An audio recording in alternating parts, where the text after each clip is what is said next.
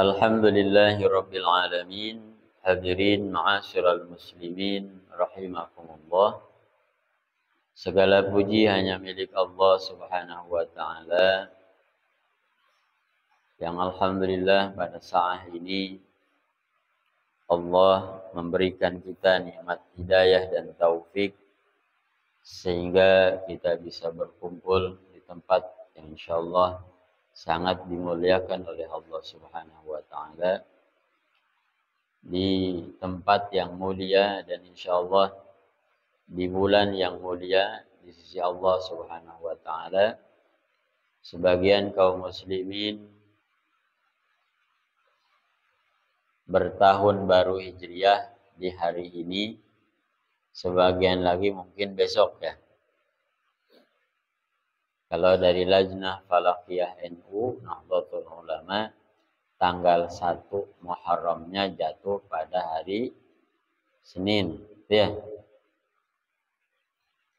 Kalau saudara kita yang Muhammadiyah tanggal 1-nya hari ini.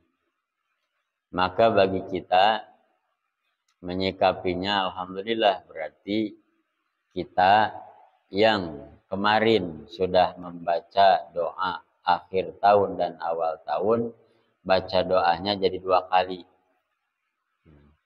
Itu mantep nih 2 kali. Orang 1 kali, kita mah 2 kali. Kenapa? Orang NU-nya telat ngasih kabarnya kan gitu. Udah malam baru tuh ada selebarannya. Gitu.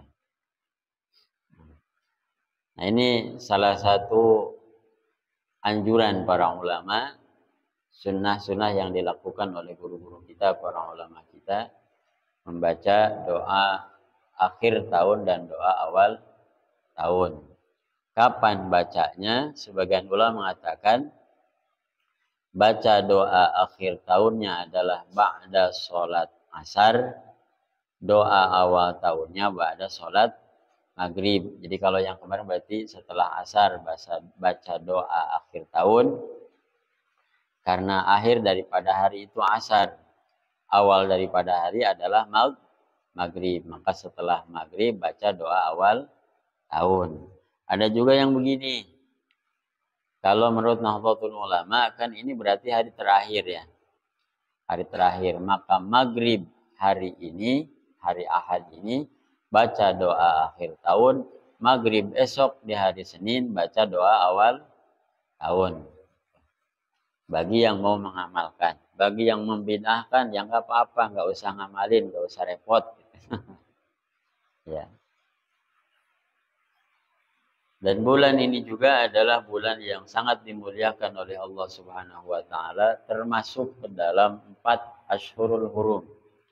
Bulan Muharram ini adalah bulan yang sangat dimuliakan oleh Allah Subhanahu wa taala, sehingga Rasulullah SAW mengatakan Al-Muharram itu adalah syahrullah, bulannya Allah Subhanahu wa taala. Sehingga Nabi juga pernah mengatakan dalam sebagian hadisnya bahwa puasa sunnah, puasa ya, puasa di bulan Muharram ini keabdalannya, keutamaannya adalah 1 tingkat di bawah puasa bulan Ramadan. Hanya saja kapan puasanya? Apakah dari tanggal 1 sampai selesai atau dipilih-pilih? Nah, dalam hal ini, dalam kaitan ini, kaitan dengan keabdaliyah daripada puasa bulan Muharram ini, seorang ulama bernama Al-Imam Al-Mubarakfuri dalam kitab Syarah As-Sunan At-Tirmidzi rahimahullah, beliau katakan ada 3 versi puasa bulan Muharram ini. Versi pertama, puasa yang sangat dianjurkan di bulan Muharram ini adalah puasa di tanggal 9, yakni Tasu'a, kemudian tanggal 10 Asyura, dan 1 hari setelahnya tanggal 11. Jadi 9, 10, 11 bulan Muharram. Itu sangat dianjurkan untuk berpuasa. Versi kedua, ada hanya tanggal 9 dan tanggal 10-nya saja. Jadi tanggal 9, tanggal 10 puasa bulan Muharram. Ada juga cuma 1 hari. Nah ini golongan ekonomis. Golongan ekonomis, tanggal 10-nya saja. Jadi beliau mengatakan berdasarkan keterangan-keterangan para ulama yang beliau temukan, berdasarkan hadis yang beliau temukan, 3 versi puasa bulan Muharram. Ah Pak, saya mah mau dari tanggal 1 sampai 10, silahkan. Niatkan puasa sunnah bulan Muharram. Silahkan. Atau yang sudah terbiasa puasa Senin Kemis, saya mau puasa Senin Kemisnya aja, tidak masalah, itu pun bagus. Karena tahapan-tahapan puasa sunnah itu berjenjang, Pak. Dari mulai kalau lagi belajar, kita mulai dari puasa Senin dulu. Senin sudah lancar, baru tambah puasa hari Kamis. Hari Kamis. Banyak alasannya, banyak perintah kaitan dengan puasa sunnah Senin dan Kamis. Sebagian daripada keterangan yang pernah saya temukan bahwa hari Senin itu adalah hari lahirnya Nabi Shallallahu Alaihi Wasallam. Nabi ketika ditanya kenapa engkau puasa di hari Senin, karena di hari Senin itu adalah hari kelahiranku. Yauma wulidtu, kata Nabi Sallallahu Alaihi Wasallam. Kemudian hari Kamis kalau sudah lancar Seninnya ditambah dengan hari Kamis. Sebagian ulama mengatakan hari Kamis itu adalah hari diangkatnya amal perbuatan kita. Jadi setiap minggu hari amaliyah kita itu dilaporkan hari Kamis. Sebagian mengatakan, saya pernah menemukan dalam kitab Ihya Ulumuddin bahwa makruh hukumnya dalam 5 hari berturut-turut perut kita ini penuh terus. Berarti kalau Senin Kamis kan ada jeda tuh. Dari Senin ke Kamis, Selasa, Rabu, 2 hari itu. Dari Kamis, Jumat, Sabtu, Minggu. Hari keempatnya kosong lagi berarti Seninnya.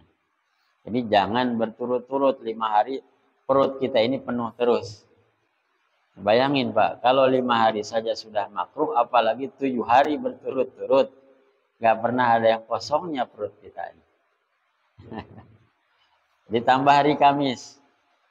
Kalau masih kuat juga, alhamdulillah. Tambah level tertinggi daripada puasa sunnah adalah puasa Daud. Puasa Daud. Jadi kalau puasa Daud itu 1 hari puasa, 1 hari tidak puasa. Itu namanya puasa Daud. Nabi Daud alaihissalam. Seperti itu puasanya beliau. Nah, istimewanya kalau sudah sampai puasa Daud, misalkan pas kebetulan Senin puasa Selasa tidak, Rabu puasa Kamis. Sementara Kamis ini adalah sunnah puasa. Tapi karena kita puasa Daud, Rabunya puasa, Kamisnya tidak puasa. Nah pahala Kamis ini meskipun kita tidak puasa, kita dapatkan. Kalau puasa Daud. Subhanallah. Silahkan diamalkan. Walaupun yang nyekel mic juga belum bisa itu.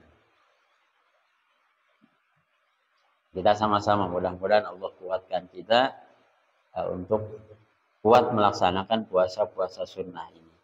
Karena hadirin rahimakumullah, kata Nabi Shallallahu Alaihi Wasallam, di alam mahsyar nanti orang yang paling lapar, orang yang paling merasakan lapar, haus dan dahaga ini adalah orang yang ketika di dunia tidak pernah puasa. Yang paling utama adalah puasa bulan Ramadan. Dialah orang yang akan merasakan haus dan dahaga, kelaparan luar biasa nanti di alam mahsyar. Berbeda dengan orang-orang yang rajin berpuasa, maka orang-orang yang rajin berpuasa nanti kemungkinan akan sangat kecil merasakan haus dan dahaga nanti di alam mahsyar. Salawat ma'asalam mudah-mudahan dilimpahkan atas habibana wa nabiyana wa maulana Muhammad sallallahu alaihi wa alihi wasallam. Hadirin ma'asyiral muslimin rahimakumullah. Alhamdulillah hujan ya. Mau pulang juga hujan. Jadi sebelum hujan mah nggak usah selesai dulu ya. Tapi sayang takut keburu adem itu ntar. Bismillahirrahmanirrahim. Qala al-muallif wa nafa'ana bi'ulumihi surah lam yakun atau surah Al-Bayyinah. Al-Bayyinah, makna daripada Al-Bayyinah ini adalah bukti, fakta, atau juga bisa disebut dengan saksi, hujjah, argumen. Al-Bayyinah. Ayatnya ada berapa ayat, Pak? Surah Al-Bayyinah ada 8, termasuk golongan surah Makkiyah au Madaniyah. Selalu begitu, Makkiyatun au Madaniyatun.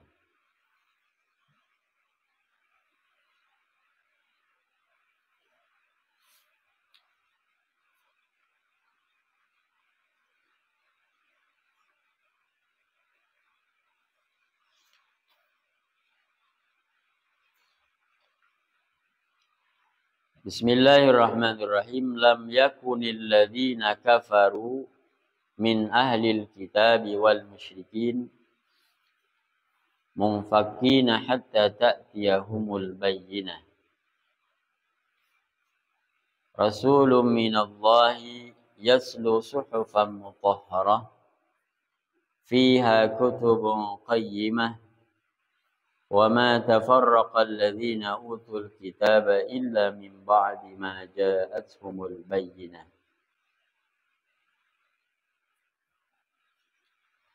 Wallahu alam bisawab. Kita bacakan dulu terjemah kemenagnya.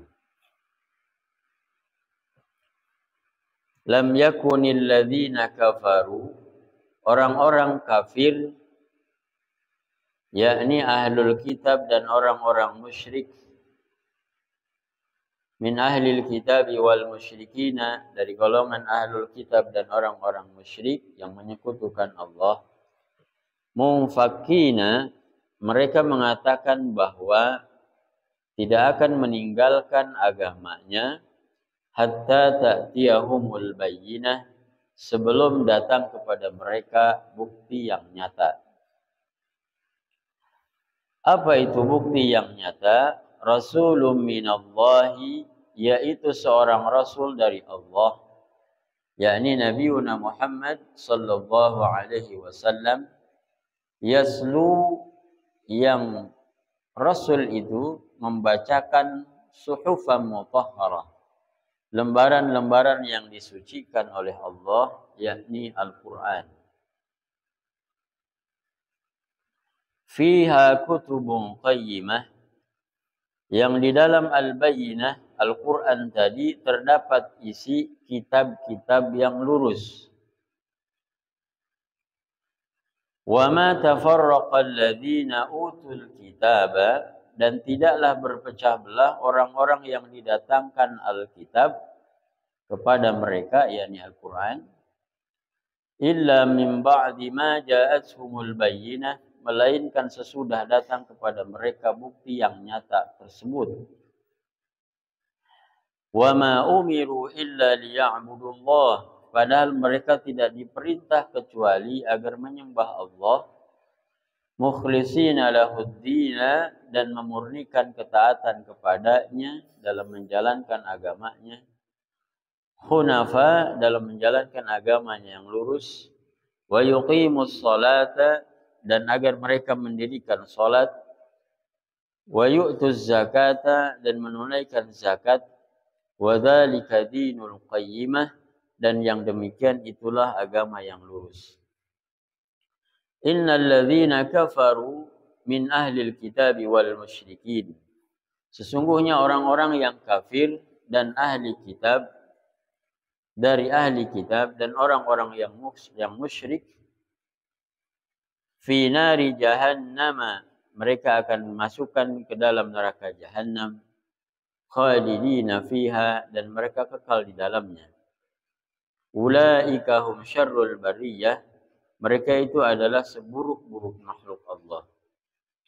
Innal ladzina amanu wa 'amilus shalihat, dan sesungguhnya orang-orang yang beriman dan mengerjakan amal saleh, ulaika hum khairul bariyah, mereka itu adalah sebaik-baik makhluk Allah.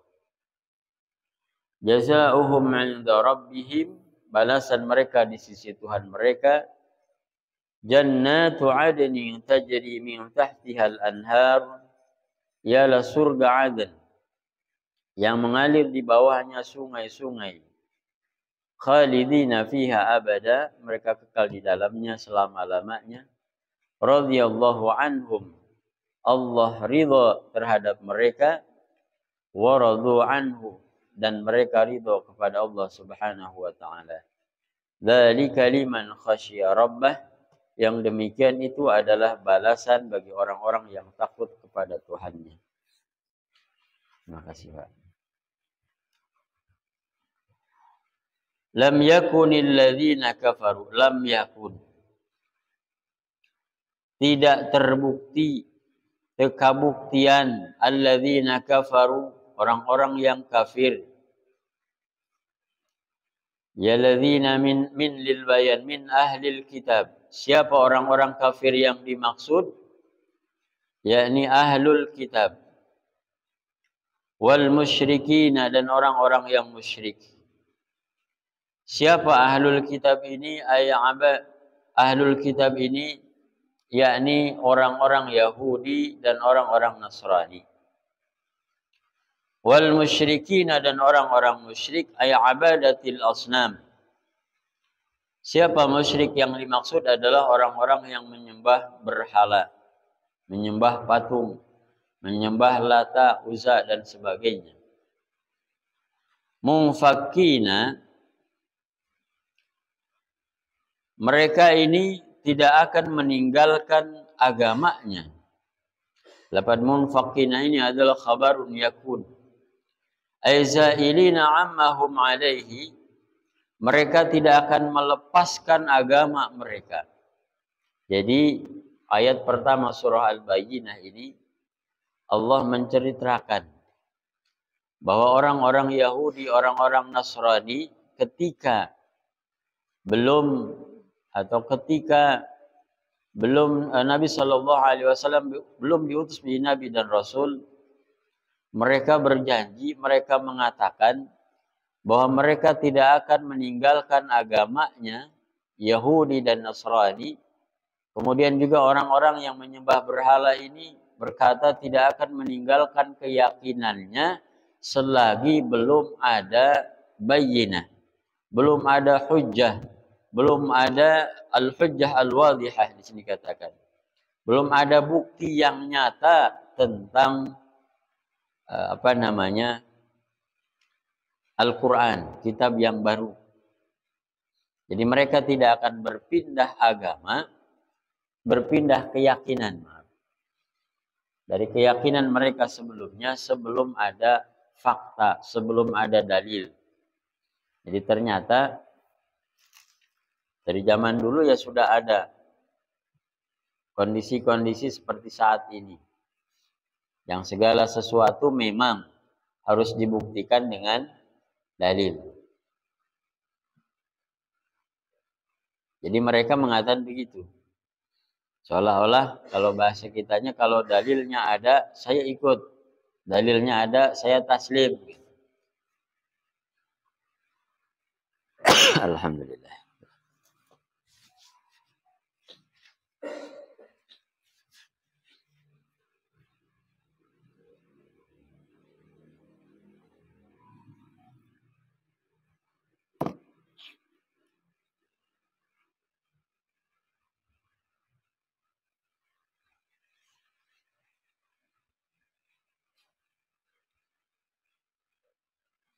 Dalam kitab Tafsir Ibnu Katsir rahimahullah, Al-Imam Al-Mujahid mengatakan, mereka tidak mau berhenti alias tidak mau meninggalkan agama mereka sebelum jelas bagi mereka perkara yang hak. Al-Bayyinah itu. Karena di dalam Alkitab, Taurat, Injil dan lain sebagainya juga Allah Subhanahu wa taala sudah menyampaikan bahwa Allah akan mengutus nabi terakhir, yakni Nabi Muhammad sallallahu alaihi wasallam. Nah, mereka kalau ini belum ada, saya nggak mau meninggalkan keyakinan saya, mungkin bahasanya begitu. Bahkan kalau dari penelitian Dr. Zakir Naik itu, jangankan dalam Alkitab, Taurat, dan Injil, dalam Weda, dalam apa tuh, satu lagi, itu pun ada penjelasan bahwa akan ada utusan Nabi Shallallahu Alaihi Wasallam, utusan Allah Subhanahu Wa Taala yang bernama Nabi Muhammad Shallallahu Alaihi Wasallam. Ada penyebutan namanya bahkan hanya dengan bahasa mereka. Apa al-bayyinah yang dimaksud dalam ayat pertama ini? Ay al-hujjatul wadihah, hujjah, dalil al-wadihah yang jelas. Hiya, yang dimaksud dengan al-bayyinah. Jadi kalau kita baca surah al-bayyinah, lam yakunil ladzina kafaru min ahlil kitabi wal musyrikina mufakkina hatta ta'tiyahumul bayyinah. Bayyinah yang dimaksud di situ adalah Muhammad sallallahu alaihi wasallam. Jadi orang-orang Yahudi, orang-orang Nasrani berjanji, saya tidak akan meninggalkan keyakinan saya selagi belum ada yang disebut dengan Muhammad. Walaupun sebetulnya mereka nggak rela dengan kelahiran Nabi Shallallahu Alaihi Wasallam karena bukan dari golongan mereka. Setiap bulan Maulid kita baca kan sirah Nabi Shallallahu Alaihi Wasallam. Yang satu ketika beliau masih kecil dibawa oleh paman beliau untuk berdagang, bertemu dengan seorang pendeta. Seorang pendeta yang melihat ciri-ciri kenabian ada pada diri Nabi Muhammad SAW meskipun masih kecil. Maka kemudian dia bertanya, pendeta ini bertanya kepada Abu Thalib, pada paman Nabi ini, wahai saudara, ini anak siapa? Gitu. Kata Abu Thalib, ini anak saya. Gitu. Maka pendeta ini mengatakan, sungguh tanda-tanda kenabian ada pada diri anak ini. Cuman satu yang kurang. Satu yang kurang. Apa yang kurang? Nabi akhir zaman adalah nabi yang lahir dalam keadaan yatim, nggak punya bapak. Karena tadi diaku anaknya oleh Abu Thalib. Kemudian Abu Thalib mengatakan, jujur ini bukan anak secara pribadi, ini adalah keponakan beliau. Maka kemudian pendeta itu menyuruh Abu Thalib untuk membawa pulang kembali Nabi Muhammad SAW agar tidak ditemukan oleh orang-orang Yahudi karena mereka nggak rela dengan kelahiran Nabi SAW.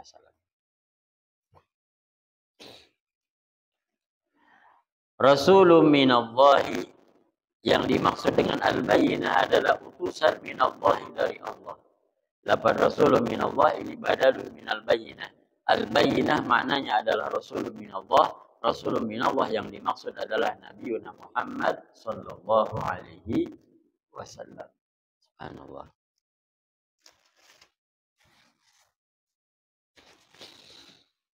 Badalun minal bayyinah. Lafaz Rasulun minallah adalah badal pengganti. Badal itu pengganti. Kayak saya kemarin pengganti jadwal Gus Muhib. Saya protes, kok saya lagi gitu. Apa?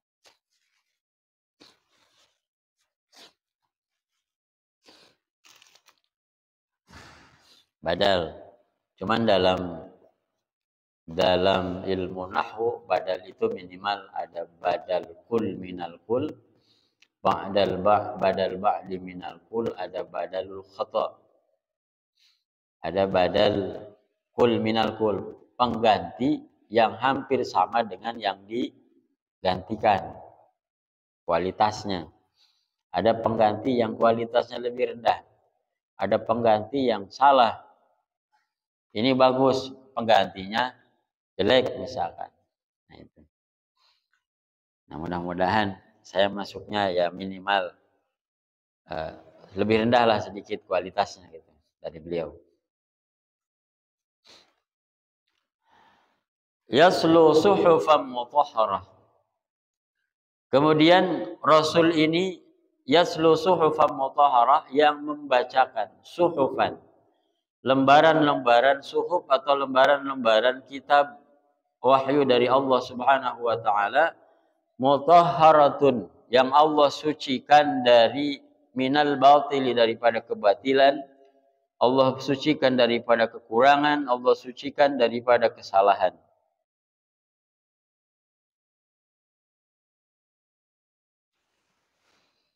Ayat ini kemudian ditafsiri dengan ayat yang lain, yakni surah Abasa ayat 13 sampai 16, fi suhufim mukarramah. Yang dimaksud suhuf adalah suhuf yang dimuliakan oleh Allah, marfu'ah yang ditinggikan, mutahharah yang disucikan, bi'aidi safarah ditulis oleh tangan-tangan yang Allah sucikan begitu dan juga mulia, yakni para malaikat,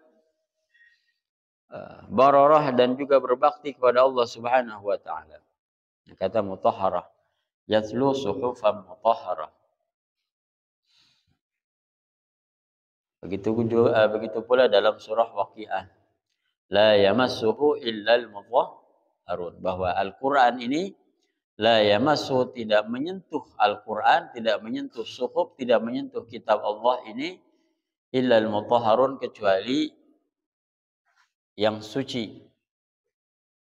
Maka kemudian para ulama sebagian menjadikan ini dalil bahwa haram menyentuh Al-Quran kalau dalam keadaan tidak suci atau punya hadas, baik hadas kecil ataupun hadas besar. Walaupun kalimatnya itu bukan kalimat perintah atau larangan.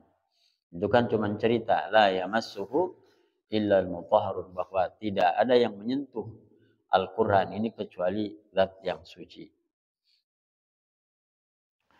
Kemudian fiha kutubun qayyimah. Fiha, di dalam suhuf al-mutahharah ini terdapat ahkamun maktubah. Terdapat kitab-kitab qayyimah. Yang dimaksud kitab di sini adalah hukum-hukum yang tertulis, qayyimah yang lurus, yang mustaqimah, yang tegak, yang benar.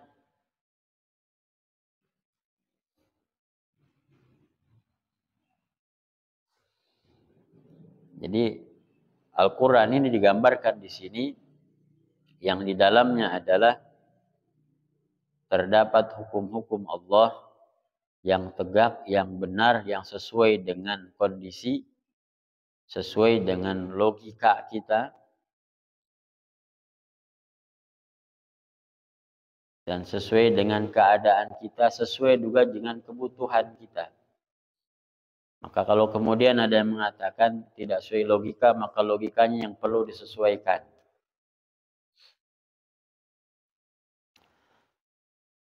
Ayaslu madmuna dzalika, yakni Rasul yang dimaksud adalah Rasul yang kemudian menyampaikan apa yang terkandung di dalam Al-Quran. Cuman, nah di sini jelaskan, faminhum man amana bihi wa minhum man kafar. Tadi janjinya, ngomongnya, orang Yahudi Nasrani ini kalau sudah datang Nabi Muhammad SAW, mereka akan meninggalkan agamanya. Tetapi kemudian faktanya, ketika Nabi sudah diturunkan atau Nabi sudah diutus oleh Allah Subhanahu wa taala, faminhum man amana bihi wa minhum man kafar. Sebagian daripada mereka ahlul kitab Yahudi dan Nasrani, kemudian musyrikin penyembah berhala, ada sebagian mereka beriman kepada Nabi sallallahu alaihi wasallam, ada juga sebagian yang kemudian kufur kepada Nabi sallallahu alaihi wasallam. Inilah tipikal orang-orang Yahudi dan Nasrani. Sampai sekarang seperti itu. Yang lucu kemarin saya lihat berita. Entah ini, kalau di kita mungkin dialog. Ada dialog antara intelijen perang dengan pembawa acara lah gitu. Kata pembawa acaranya, pekerjaan Anda apa? Saya intelijen perang.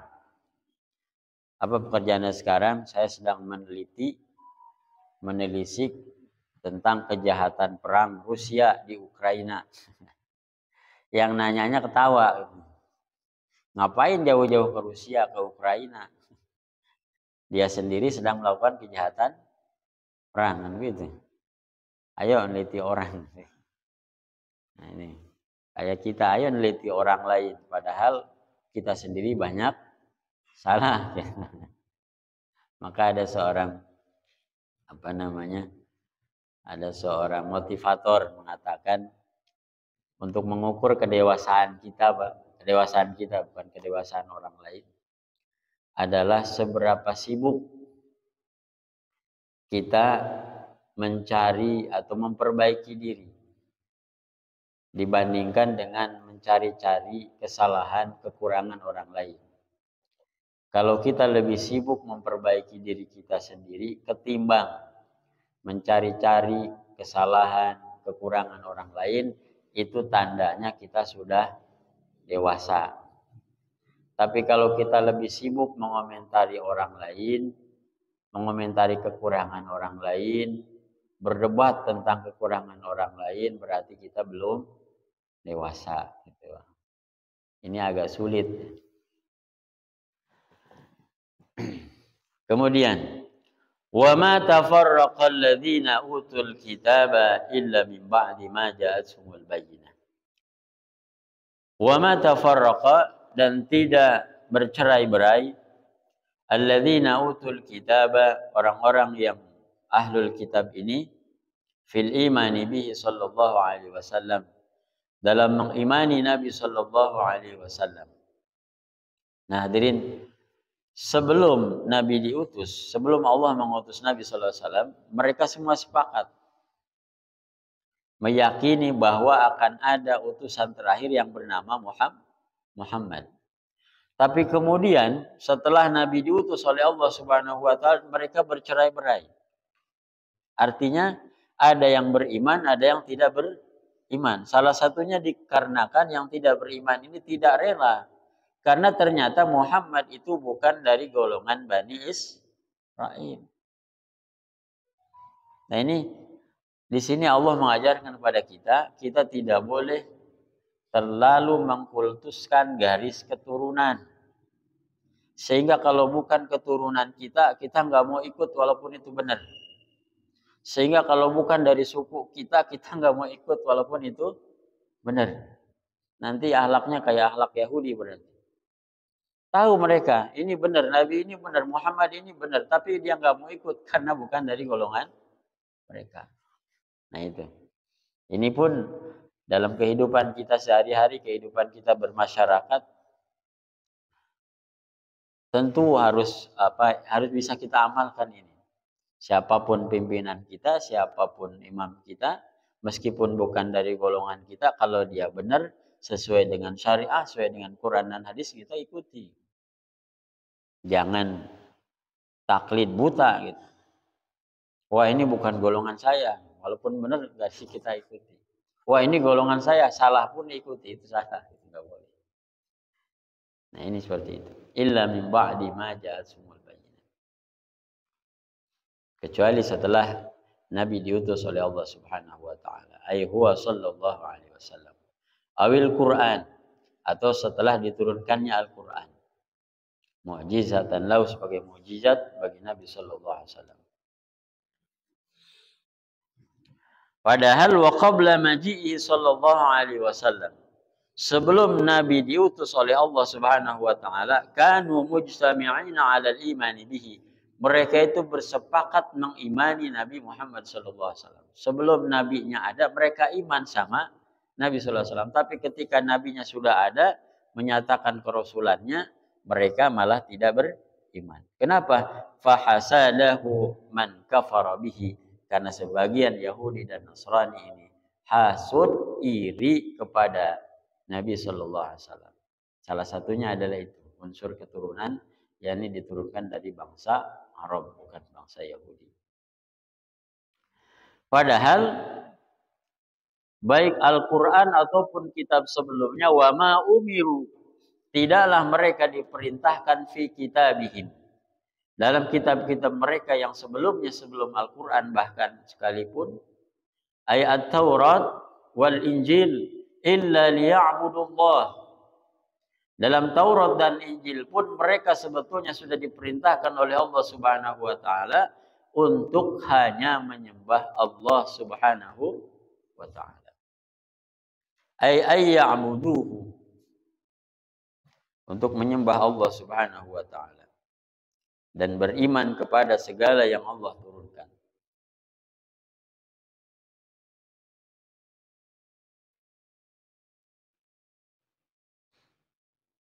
Kemudian yang kedua, perintah dalam Taurat dan Injil pun mengatakan mukhlishina lahuddin, agar mereka memurnikan ketaatannya kepada Allah Subhanahu wa taala, ikhlas dalam menjalankan agama mereka. Yakni mukhlishina lahuddin, kalau di sini maknai mensucikan agama mereka minasyirki, daripada kemusyrikan. Kemudian hunafa'a ay mustaqimina ala dini Ibrahim alaihissalam. Istiqamah, hunafa itu lurus, pancek, kuat, kokoh, tidak terguncangkan, ay mustaqimina ala dini Ibrahim. Senantiasa istiqamah dalam menjalankan agama Nabi Ibrahim alaihissalam. Sedikit lagi Pak, kita selesaikan. Jadi mustaqimina, istiqamah dalam agama Nabi Ibrahim alaihissalam. Wa dini Muhammadin idza jaa, yakni kemudian dan agar lurus istiqamah dalam menjalankan agama Nabi Muhammad SAW idza jaa, ketika Nabi sudah diutus oleh Allah Subhanahu wa taala. Fa kaifa kafaru bih, tapi kenapa mereka kemudian ingkar terhadap Nabi Muhammad sallallahu alaihi wasallam. Kemudian dalam Taurat dan Injil pun diperintahkan wa yuqimus shalah, mendirikan salat. Meskipun Allah alam salatnya seperti apa, kaifiahnya seperti apa, Allah alam. Rakaatnya berapa juga kita nggak tahu. Ini kalau bercerita tentang rakaat salat, kita diingatkan tentang kisah Isra wal Mi'raj Nabi Muhammad sallallahu alaihi wasallam dan tentang kisah Nabi Musa alaihissalam. Ini hikmahnya, Nabi itu kan ketika Isra wal Mi'raj pertama kali dapat perintah sholat berapa kali Pak? Berapa rakaat? 50 rakaat. Ketemu beliau setelah turun dari Sidratil Muntaha, ketemu dengan Nabi Ibrahim. Nggak nanya apa-apa. Tapi ketika ketemu dengan Nabi Musa alaihissalam, Nabi Musa nanya, dapat apa dari sono? Gitu, bahasa kita yang gitu. Dapat perintah sholat. Berapa rakaat? 50 rakaat. Wah, 50 rakaat. Umat saya aja satu minggu satu kali nggak kuat. Balik lagi, minta diskon. Balik lagi Nabi. Dikurangi 5, 45. Balik lagi. Sampai berapa kali tuh? Sampai akhirnya terakhir 5 waktu. Subhanallah. Nabi Musa alaihissalam ini adalah Nabi yang keras dan beliau tidak mau taslim kalau belum berdebat. Nah ini tipikal orang yang sering berdebat ini adalah mungkin pewaris Nabi Musa alaihissalam. Ngeyel bahasa kitanya. Pokoknya kalau belum sesuai dengan keinginan saya, belum berhenti. Ini tipikal seperti ini diperlukan juga Pak dalam kondisi saat ini. Gitu. Kalau belum ini saya nggak mau. Gitu. Ini bagus juga dan ini tipikal daripada orang-orang yang ahli fikih. Ahli fikih itu cerewet. Gitu. Cerewet. Tapi Nabi Musa ini meskipun keras, kadang-kadang kasar, tapi hatinya lembut. Makanya termasuk Khalilullah kan, termasuk yang sangat dicintai oleh Allah Subhanahu wa taala. Boleh keras, bukan kasar ya. Boleh keras tapi tetap punya hati yang lembut. Dalam surah Al-Kahfi dijelaskan. Ini tipikal fikih. Bukan berarti ada dialog antara Nabi Khadir alaihissalam dengan Nabi Musa alaihissalam. Ini bukan berarti bahwa Nabi Musa nggak tahu kondisi itu, bukan. Bukan. Misalkan ketika ada ada kapal yang dirusak oleh Nabi Khidir alaihissalam, Nabi Musa nanya, kenapa kamu merusak kapal orang kan begitu. Ini sebetulnya fikih mengajarkan fikih kepada kita. Kalau fikih itu mesti detail, mesti banyak nanya. Gitu. Karena kalau Nabi Musa nggak nanya, nggak dijelasin tuh. Akhirnya kita nggak tahu hikmahnya apa. Gitu. Jadi kalau ada orang-orang yang kalau dalam rapat, dalam obrolan, ada orang-orang yang begitu biarin aja. Berarti itu ada terahnya Nabi Musa alaihissalam. Karena kalau nggak ada orang seperti itu, repot kita Pak. Bayangkan kalau semuanya kayak Nabi Ibrahim alaihissalam yang sami'na wa ata'na. Kita diperintahkan sholat 50 waktu, Pak. Nabi nggak ketemu dengan Nabi Musa alaihissalam yang cerewet itu. Bayangin Pak, 5 waktu aja kita tahu dah. 5 waktu aja luar biasa, apalagi 50 waktu. Gitu. Berat luar biasa. Itu penting. Maka kalau bisa, kalau milih anggota dewan itu lihat dulu dia orang yang cerewet apa enggak. Gitu. Kalau yang diam, yang kata pimpinannya ketok palu, udah jangan dipilih. Kalau bisa gitu. Yang kayak gitu, tipikal Nabi Musa alaihissalam harus itu kalau anggota dewan untuk kepentingan kita. Wa yuqimunas shalah. Wa yu'tuz zakat dan menunaikan zakat. Wa dzalika dan yang demikian itu adalah dinu ayal millatil qayyimah. Dinul qayyimah. Agama yang lurus, agama yang istiqamah, agama yang lempeng bahasa Sunda. Subhanallah. Jadi ini kondisi Yahudi dan Nasrani dan orang-orang penyembah berhala yang mereka berjanji berkata akan meninggalkan agamanya ketika Nabi sudah ada. Karena dalam Taurat, dalam Injil tertera tentang kerasulan Nabi Muhammad SAW. Kondisinya ketika Nabi belum lahir, belum diutus, mereka semua iman.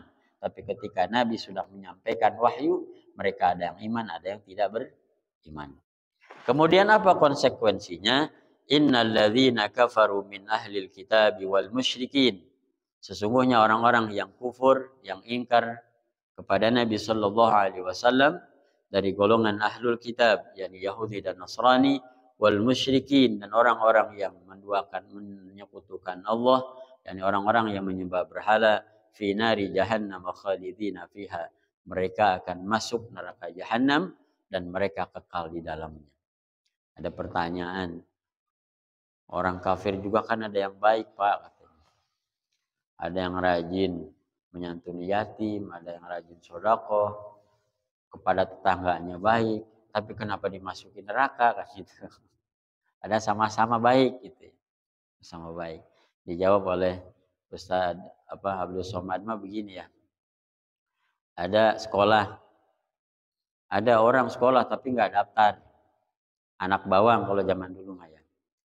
Orang belajar dia ikut belajar gitu. Orang ulangan dia ikut ulangan, tapi karena nggak daftar, nanti dapat ijazah kagak tuh orang?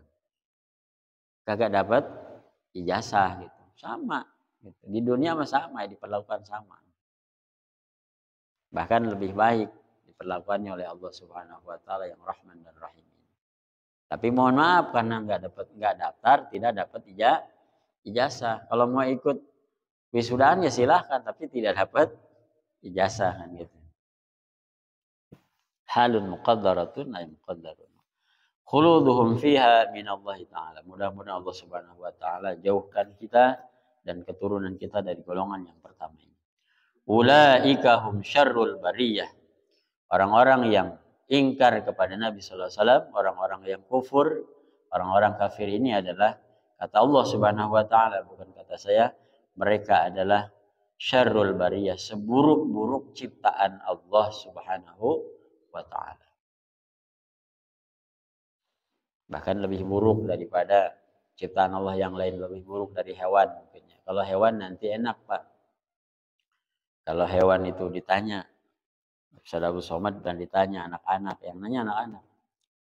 Ini nanti kalau sapi, ayam, harimau nanti di akhirat bagaimana nasibnya? Apakah masuk surga atau masuk neraka? Nah, diceritakan dalam surah terakhir surat pertama dari juz 30, maka hewan-hewan ini nanti akan berubah menjadi tanah atau menjadi debu.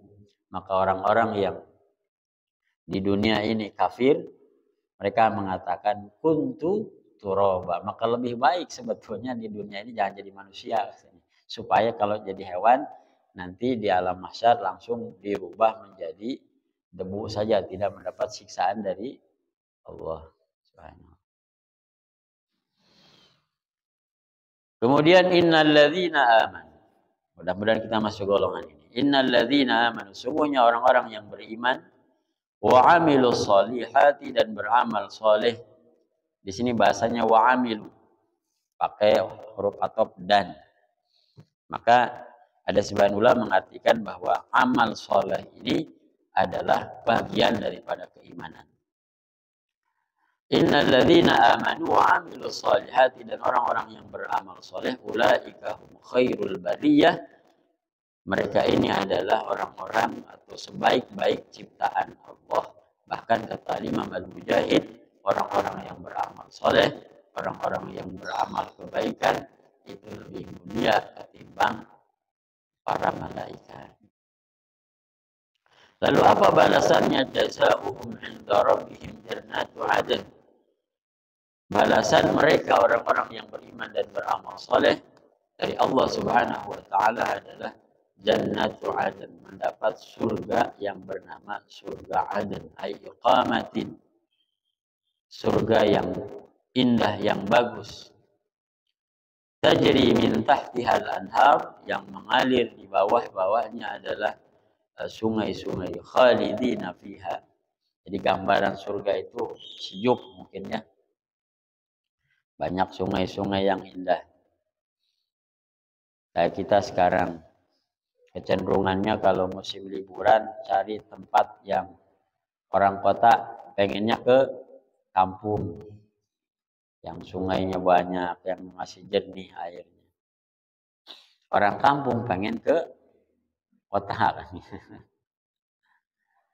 Khalidina fiha abada. Dan lebih dari itu radhiyallahu anhum, Allah ridha kepada mereka bi ta'atihi, atas taatnya selama di dunia, wa radu anhu, dan mereka orang-orang yang beramal soleh ridha terhadap balasan atau pahala dari Allah Subhanahu wa taala. Untuk siapa ini semua? Dzalika liman khasya rabbah. Orang-orang ini yang mendapat balasan ini adalah orang-orang yang takut kepada Tuhan, yakni Allah Subhanahu wa taala. Yakhafa iqabahu, takut terhadap siksaan Allah. Fantaha an maksiatillah, maka kemudian karena dia takut kepada Allah Subhanahu wa taala, maka mencegah dirinya dari mengerjakan maksiat kepada Allah Subhanahu wa taala. Hadirin rahimakumullah, terakhir ada satu hadis Nabi Shallallahu Alaihi Wasallam berkaitan dengan ayat terakhir ini. Satu ketika Nabi Shallallahu Alaihi Wasallam, saya langsung bacakan terjemahan bebasnya saja. Satu ketika Nabi Shallallahu Alaihi Wasallam bertanya kepada Abu Hurairah radhiyallahu anhu, wahai Abu Hurairah, maukah engkau aku tunjukkan sebaik-baik makhluk Allah di dunia? Kata Abu Hurairah, mau ya Rasulullah. Kemudian kata Nabi, sebaik-baik makhluk Allah di dunia adalah orang yang dia mengendalikan kudanya, dan ketika ada serangan dari musuh-musuh agama, musuh-musuh Islam, maka dia segera menuju tempat peperangan tersebut dan dia berjihad di jalan Allah. Artinya apa buat kita?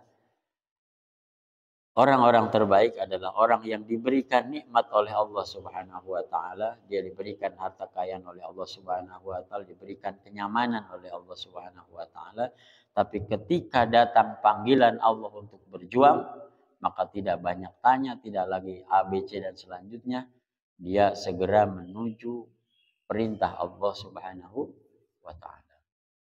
Maka dalam kenyamanan seperti apapun, ketika adzan berkumandang, bersegeralah untuk menuju panggilan Allah. Itu salah satu implementasinya. Satu ketika, kalau saya tidak salah, sahabat Umar bin Khattab sedang bersantai sejenak, gak lama, baru sebentar, kemudian datang putranya, Ibnu Umar bertanya kepada ayahandanya, "Ayahanda, Anda sedang apa?" "Saya ingin istirahat sebentar," kata sahabat Umar begitu. Kemudian kata putranya Ibnu Umar, "Lalu bagaimana nasib rakyat wahai ayahanda?" "Sebentar atau Ibnu," bahasa kita gitu, "sebentar istirahat, nanti saya kerjain tugas lagi, kerjain tugas negara lagi." Kemudian kata Ibnu Umar, "Adakah jaminan saat istirahat ini Allah tidak memanggil kita?" kata beliau. Subhanallah. Ini luar biasa ya, luar biasa. Istirahat sebentar aja nggak boleh oleh putranya sendiri. Putra sendiri.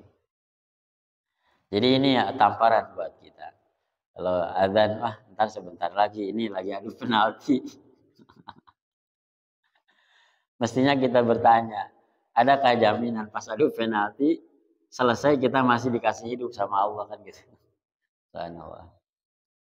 Kemudian yang kedua, wahai Abu Hurairah, maukah engkau aku tunjukkan orang sebaik-baik makhluk Allah di dunia? Kata beliau, adalah ketika ada orang yang dia dikerumuni oleh bina hewan ternaknya lagi menggembala kambing. Kambingnya banyak.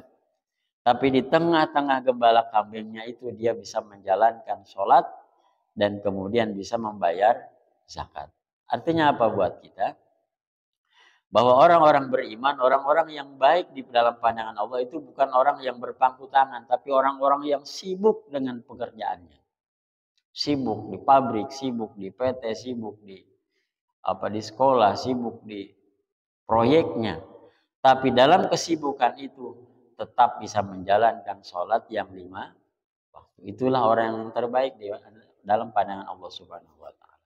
Dan kemudian tidak lupa untuk mengeluarkan zakat dari harta kekayaan, dari jual beli, dari perdagangan, dari hewan ternak yang dia miliki. Jadi orang-orang terbaik itu bukan yang sholat terus, puasa terus, bukan. Tapi orang-orang yang sibuk dengan pekerjaannya, sibuk dengan mencari nafkah, tapi dalam kesibukan itu tetap bisa menjalankan perintah Allah Subhanahu wa taala. Mudah-mudahan Allah Subhanahu wa taala kuatkan kita dalam menerima hidayah dan taufik dari Allah sehingga kita termasuk orang-orang yang terbaik di sisi Allah Subhanahu wa taala. Demikian hadirin yang saya sampaikan, yang benar dari Allah Subhanahu wa taala, yang salah dari kehilapan pribadi saya mudah-mudahan Allah mengampunkan dan mudah-mudahan Allah senantiasa menjaga kita dari godaan-godaan syaitan dan dari keburukan nafsu kita. Allah ampunkan dosa-dosa kita yang belum kita taubati di tahun yang lalu yang sudah akan kita tinggalkan, dan Allah jaga kehidupan kita di tahun yang akan datang. Mudah-mudahan Allah wafatkan kita husnul khatimah. Amin ya Allah ya rabbal alamin. Kita tutup dengan doa kafaratul majlis. Subhanakallahumma bihamdika asyhadu an la ilaha illa anta astaghfiruka wa atubu ilaik. Usikum wa nafsi bittaqwallah. Assalamualaikum warahmatullahi wabarakatuh.